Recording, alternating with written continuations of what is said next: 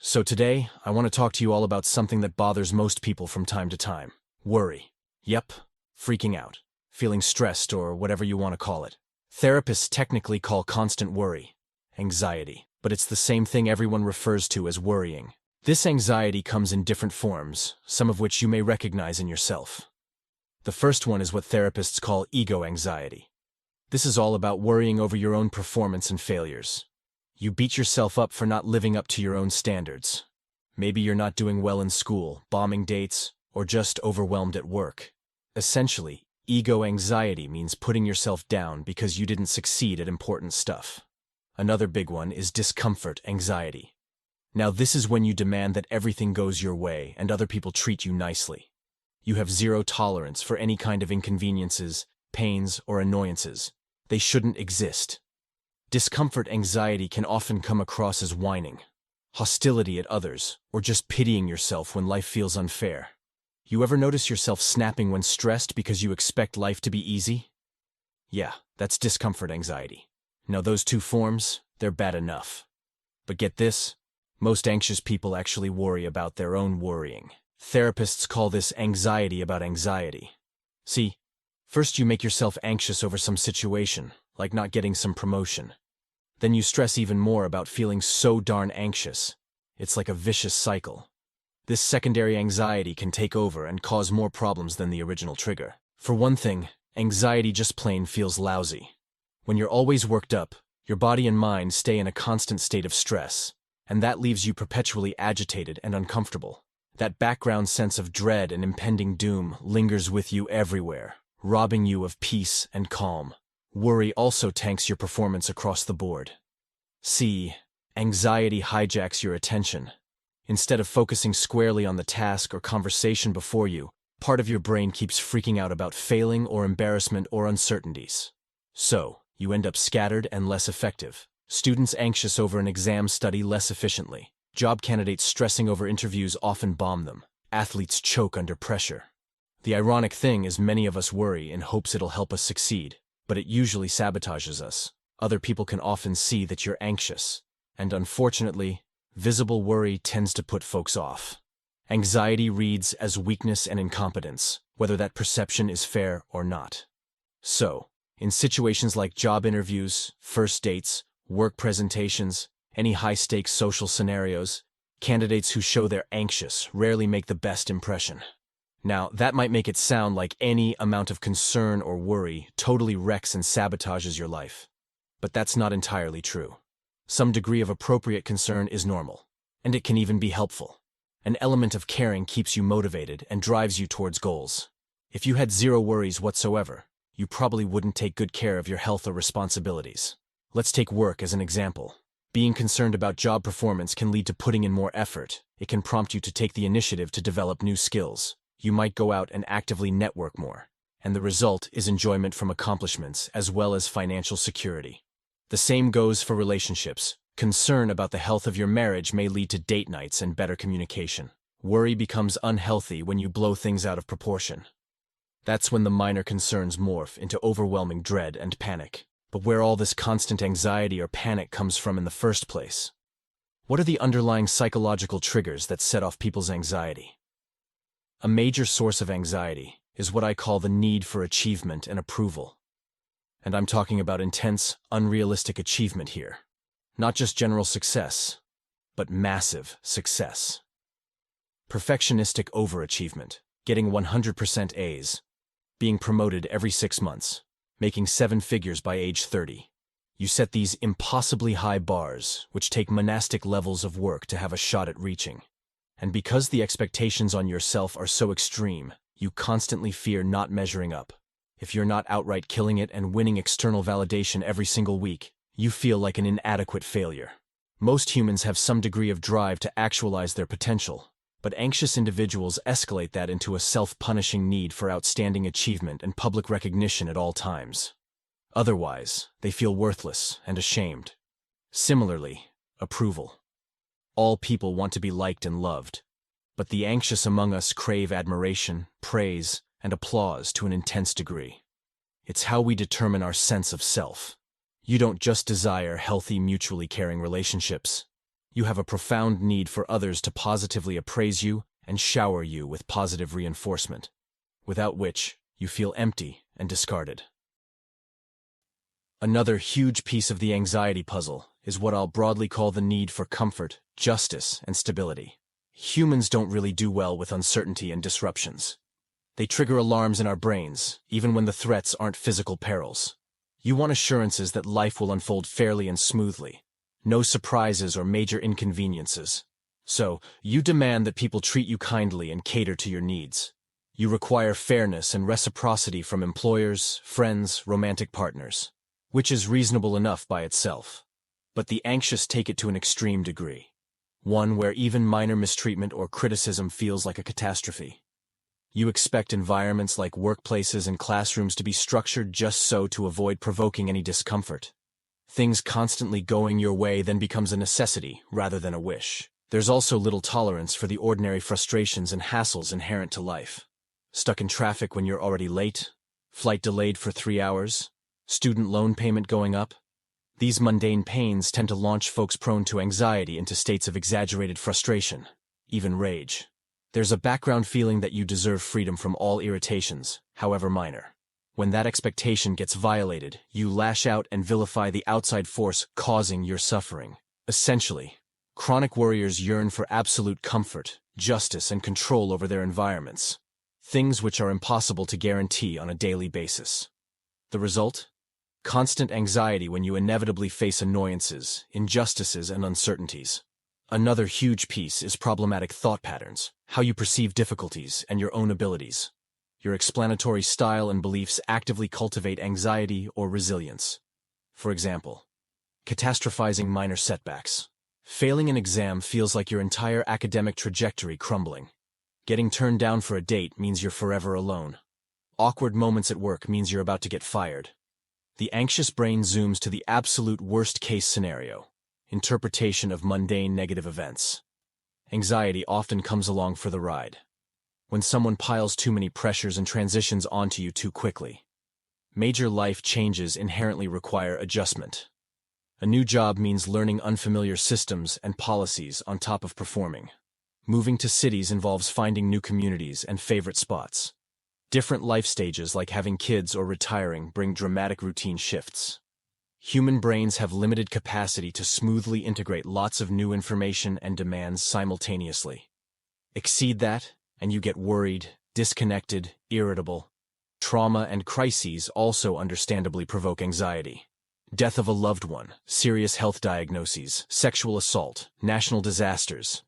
These violent ruptures in normalcy are terrifying. They signal the world isn't as safe and predictable as you thought. Finally, plain old workload exceeding bandwidth leads to restless concern. Single parents with multiple jobs, grad students, caregivers of aging parents, entrepreneurs, folks overloaded with responsibilities unsurprisingly worry about dropping balls. Or they become unable to unwind during brief windows of free time.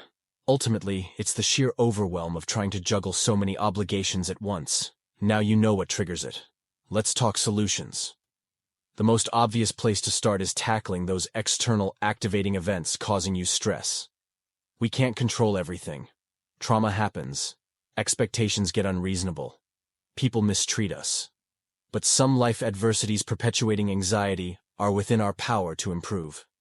And alleviating those situational stressors can provide huge, immediate relief by itself. For example, saving up to move away from toxic jobs or home environments breeding anxiety. Seeking therapy to process traumatic grief and shock. Setting firmer boundaries against workloads exceeding your bandwidth. Pausing major life changes when you're clearly overwhelmed. Creating routines and lifestyle structures that build confidence. Or perhaps it's about leaving relationships that demand perfectionistic achievement. Practicing smart budgeting to afford calmer neighborhoods. Getting medically evaluated for chronic issues, interfering with life stability. Again, the goal isn't to eliminate all external adversity, which is impossible. It's strategic life editing to engineer steadier surroundings, given your anxiety-prone nervous system. The more you can carve out sanctuaries of safety and free space, the less constant ambient anxiety swirls around you.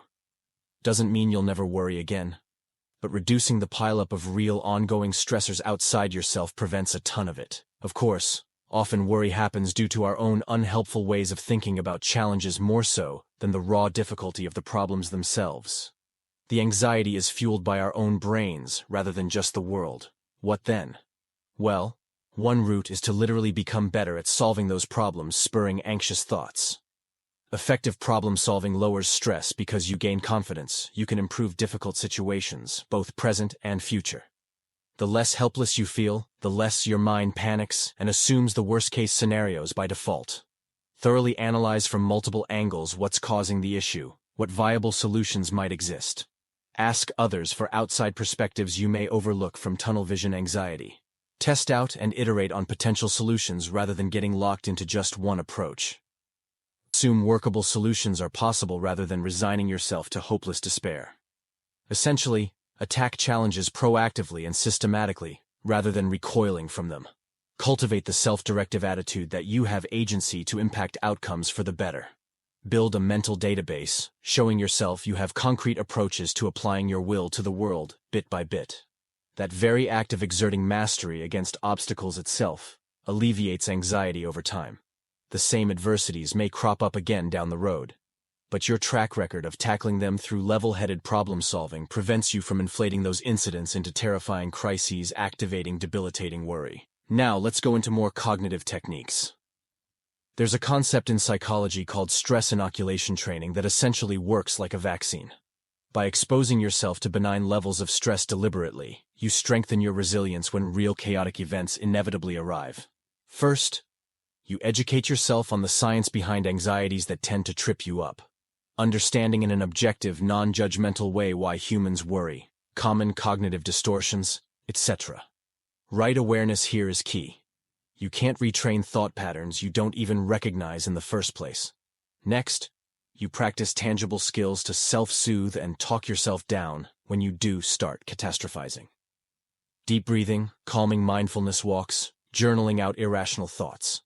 Start rehearsing these coping mechanisms proactively even when not actively stressed. The more reflexive they become, the better. Finally, you gradually expose yourself to simulated adversity. Manage doses of things like public speaking, social criticism, chaotic travel snafus. By physically experiencing anxiety triggers in safe environments, you evidence to yourself you can handle and recover from reasonable amounts of life friction and uncertainty. You become inoculated against the mental virus of anxiety through small, consistent exposures. Now let's go into direct cognitive techniques. Ways to argue with and transform habitual worried thinking patterns. C. Anxiety largely stems from irrational beliefs. Irrational, meaning exaggerated, disordered, and unrealistic ways of appraising challenges or events. You take an unfortunate incident like a critical performance review and distort it into "I'm totally incompetent and will get fired any day now." Or, you inflate a long commute into "this traffic means my life is totally out of control." In cognitive behavioral therapy, the antidote is actively disputing and restructuring those irrational thoughts, pointing out their logical holes and tendencies towards extremes. Does one bad day really equal total permanent failure? What evidence says a delay implies all life chaos? How likely is the worst-case scenario versus more moderate outcomes? You rigorously cross-examine the worried thinking itself. Other go-to techniques, labeling cognitive distortions like fortune-telling or catastrophizing, reappraising situations from an outside observer's neutral perspective, avoiding words like always, never, need, must. That signal extreme, irrational views, considering your past history of resilience in hardship. Essentially, you put irrational beliefs on trial, uncover their errors, and adjust them towards realistic appraisals about life's imperfections and your ability to handle bumps and bruises. This shrinks anxiety from lack of evidential support. Powerful stuff for sure. But often behind those distorted appraisals sits a more fundamental, irrational philosophy about life and yourself. Deep-rooted attitudes like, I must totally succeed at everything important. People should always treat me considerately. I deserve freedom from all frustrations. These permeate your psyche and automatically spark irrational thoughts and anxiety when violated. So, an essential piece of managing chronic anxiety involves reorienting one's entire outlook and expectations. You shift away from inflexible demands about achievement, comfort, and fairness, and towards basic rational principles like, you strongly prefer, but never absolutely need success or love. It's unrealistic to expect life to be free of hassles and injustice. Frustration need not devastate you. No matter what, you accept yourself as worthy. With this rational backbone, you conclude discomfort as inevitable but tolerable, poor treatment as unacceptable but not catastrophic. The emotional sting gets compartmentalized into normal human frustration rather than mushroom clouding into terror. You judge challenges as obstacles to eventually solve or endure, not immediate threats to well-being. Installing an underlying rational life philosophy goes a long way towards managing anxiety. But humans have a wonderful capacity for self-deception. Those old irrational attitudes can slowly creep back in and sabotage you. So, you need additional habits and practices to sustain realistic thinking patterns. One technique is modeling after others who cope well with life's inherent frustrations. Seek out and observe people who endure adversity with grounded resilience rather than exaggerated worrying. How exactly do they talk to themselves? What self-care practices reinforce their steadiness? Emulate those working thought patterns by mentally rehearsing similar outlooks in your own voice when stress lands. Fake it till you make it. Reframing situations positively also helps. Deliberately look for upsides when you face letdowns. How can this failure teach important lessons? Might these relationship troubles prompt me to build deeper connections with other friends? Reframing isn't toxic positivity or denying problems. It's moving to higher ground for fresher perspective. Reading psychology books, listening to talks, consuming educational materials. They all cement realistic philosophies on life's imperfection and your endurance capabilities. Surround yourself with voices breeding rational resilience against overly dramatic anxiety and catastrophizing. Another technique is rational emotive imagery. Essentially, vividly imagining worst-case scenarios, exactly the kinds of failures, mistreatments, and frustrations you dread most. While immersing in those simulated distressing situations, actively practice self-soothing talk and staying grounded rather than dramatizing. Almost like exposure therapy. You face exaggerated anxieties, feel the initial acute upset, but train yourself to dial down reactivity. Another gem is shame-attacking exercises. These are all about deliberately embarrassing yourself in public, contrary to all the warped beliefs behind social anxiety. Show up to lectures wearing 2 different shoes. Ask for ridiculous discounts while shopping. Risk moments of looking foolish without safety behaviors like avoidance or apology. Leaning into embarrassment builds confidence. Nothing catastrophic happens when you confront dread. Both these techniques, rational emotive imagery and shame attacking, sound wacky but work by a common mechanism, taking fearful imaginings and making them physical reality while forcing yourself to endure. Your brain learns anxiety lies more in your own interpretations rather than external chaos. Challenging avoidance and dramatic reactions grow lasting confidence. We've covered a ton of evidence-based techniques to untangle anxiety, but none of them work unless you actively make yourself uncomfortable leaning into fearful situations. See, anxiety hijacks the brain by screaming "danger" around activities that pose no real threat. Public speaking, new social events, standing out positively. To truly rebuild confidence, you must take repeated action against these perceived dangers. Speak up in meetings, introduce yourself to strangers, apply for that big promotion. Holding back allows anxiety to retain credibility, and soon your avoidance itself becomes automatic emergency panic response. Facing fears dismantles brain wiring gone awry. Each successive exposure becomes easier till anxieties lose all sway. Taking action builds personal evidence that while discomfort happens in the moment, no true catastrophe follows. Ever. Now let's chat about some motivation principles to solidify new habits that overcome anxiety. We humans love our comfortable patterns, even self-sabotaging ones. So getting yourself to actually apply advice requires using good old reinforcement strategies, rewards and penalties. When you do muster initiative to dispute irrational worries, expose yourself to a feared situation, or ask someone out despite self-consciousness, follow through by rewarding yourself. Plan a nice meal, enjoy a favorite album, treat yourself to a massage. Something pleasurable immediately after acting against anxiety. This links the behavior causally to positive incentive, making repetition more likely. Secondly, When you catch yourself dodging what makes you anxious yet again, self-impose an immediate penalty to motivate alternative action. Maybe you have to donate cash to a cause you dislike or perform 20 push-ups. The sting injects a consequence to falling back on avoidance habits, prompting different choices.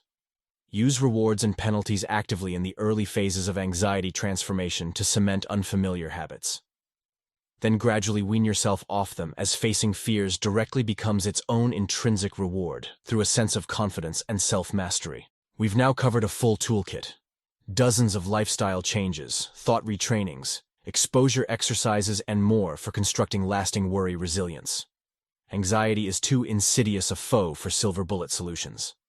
But used in layered combination, these techniques can gradually ease once crushing worry into manageable nuisance. Some core principles to leave with, however. You apply advice, do so vigorously and persistently. Half-heartedly question automatic anxious thoughts, or trying exposures just a couple times rarely moves needles. With anxiety's deeply ingrained biological basis, rewiring requires tremendous reps of new thinking and doing at high intensity. Expect no permanent anxiety abolition. That is society's myth about emotional struggle. That clears permanently with the right insight or ritual. The realistic goal is gathering skills to limit irrational worry, preventing it from ruling days, not forever banishing appropriate human concern. Anxiety management takes lifelong occasional maintenance as life evolves. Before closing, I want to zoom out and acknowledge why transforming deep-rooted anxiety is an uphill battle. Humans evolved as thin-skinned creatures full of worries, vigilant to threats against our relative physical frailty compared to other species. Anxiety-prone temperament served survival over eons by preventing potential harm. Our ancestors who casually assumed benign outcomes probably got eaten before passing on genes. So, modern society has advanced radically. Most dangers are more conceptual versus literal predators. But our biology lingers as highly reactive to minimize chances of overlooking peril based on ancestral memory. We are born worriers, with brains wired to assume worst-case scenarios to avoid being blindsided. It's why many struggle to trust all is usually safe enough, even when evidence rationally says so. Doesn't mean we are powerless prisoners of evolutionary history, but it explains the steep degree of repetition required to retrain inbuilt neural pathways using the techniques we've discussed. We have to actively sculpt new mental reward circuitry, reassuring safety to override old panic triggers. An ongoing practice rather than quick fix. To sustain transformation long-term, establish ongoing practices. Keep an anxiety journal to monitor unhelpful thought patterns and negate them with alternatives grounded in realism. Have supportive friends routinely question the merits of feared scenarios. Always incrementally expand comfort zones, pushing back avoidance. Join groups to exchange tips. Expect occasional old worries to resurface when new stressors inevitably emerge. It's the natural ebb and flow of life. But applied diligently over years, these evidence-based skills build mental reservoirs of resilience that prevent most exaggerated anxieties from hijacking day-to-day well-being for long. I hope these ideas illuminate pathways for you or loved ones entangled by anxiety's web at times. Remember progress over perfection. Let me know what still feels confusing or you most want to put into practice. Wishing you patience and compassion on your journey. Like and subscribe to our channel if you found this video helpful.